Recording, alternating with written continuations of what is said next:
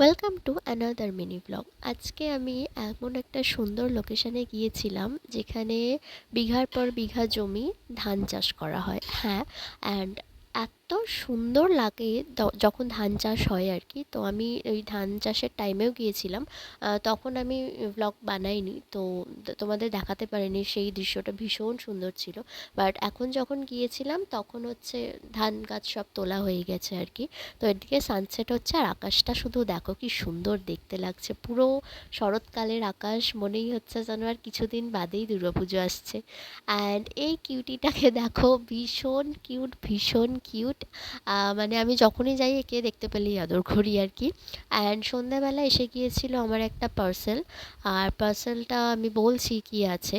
এর মধ্যে ছিল একটা বডি ওয়াশ। বডি ওয়াশটা অনেক দিন ধরে নেওয়ার ইচ্ছা ছিল, কিন্তু বডি ওয়াশটা আমি ঠিক বুঝতে পারছিলাম না নেব কি নেব না।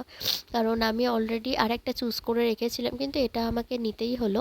এটা হচ্ছে এম ক্যাফিনের ডি10 গুয়াভাটিনি ডি10 বডি ওয়াশ। আমার অ্যাকচুয়ালি হাতে অনেক ট্যান পড়েছে, হাতে না ফুল বডিতেই ট্যান পড়েছে আর কি। অ্যান্ড সেই জন্য আমি একটুখানি ট্রাই করলাম এটাকে, দেখা যাক কীরকম। যাই হোক, তো আজকের ব্লগটা এই পর্যন্তই। তোমাদের সঙ্গে দেখা হচ্ছে নেক্সট মিনি ব্লগে। সাবস্ক্রাইব। বাই।